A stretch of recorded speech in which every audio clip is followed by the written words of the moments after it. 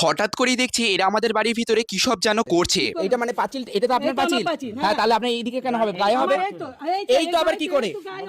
না না, এইটা কি করে হয়? এখানে হয় না, এখানে হয়, এখানে হয়, এখানেই হবে পাঁচিল আপনার যখন, তাহলে পাঁচিলের বাইরে কেন যাবে?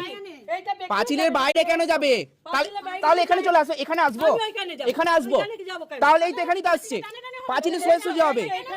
এখানে না, এখানে কিচ্ছু এখানে হবে না, কিচ্ছু এখানে হবে না, এইখানেই আসবে, এইখানেই আসবে, এইখানেই আসবে। ঝামেলাটার সূত্রপাতে এখান থেকে ওনার পাঁচিল ছেড়ে উনি আরো 10 ইঞ্চি বাড়িয়ে তারপরে নিজের জায়গা ঢালাই করবে। এই জিনিসটা আমরা হতে দিচ্ছি না। ওনার বাড়ির চারিপাশেই বাউন্ডারি ওয়াল আছে, আর এই বাউন্ডারি ওয়াল থেকে ওই বাউন্ডারি ওয়াল পর্যন্ত ওনার জায়গা। আর এইখানে দেখুন ঢালাই করছে আর মাপটা নিচ্ছে কতটা বাইরে বের করে, এখানে দেখাচ্ছিল মাপটা, আর এখানেই কিন্তু ঢালাইটা করতে চাইছে। সেই নিয়েই মূলত ঝামেলাটার সূত্রপাত। আমাদের প্রথম অবজেকশনই এটাই ছিল, ওনার পাঁচিলের পরে কোনো জায়গা নেই, তাহলে কেন এতটা বাড়িয়ে ঢালাই করবে? গায়ের জোরে কাজটা করিয়ে নেওয়ার জন্য আমাদেরকে ভয় দেখাতে থাকে বাইরের লোক।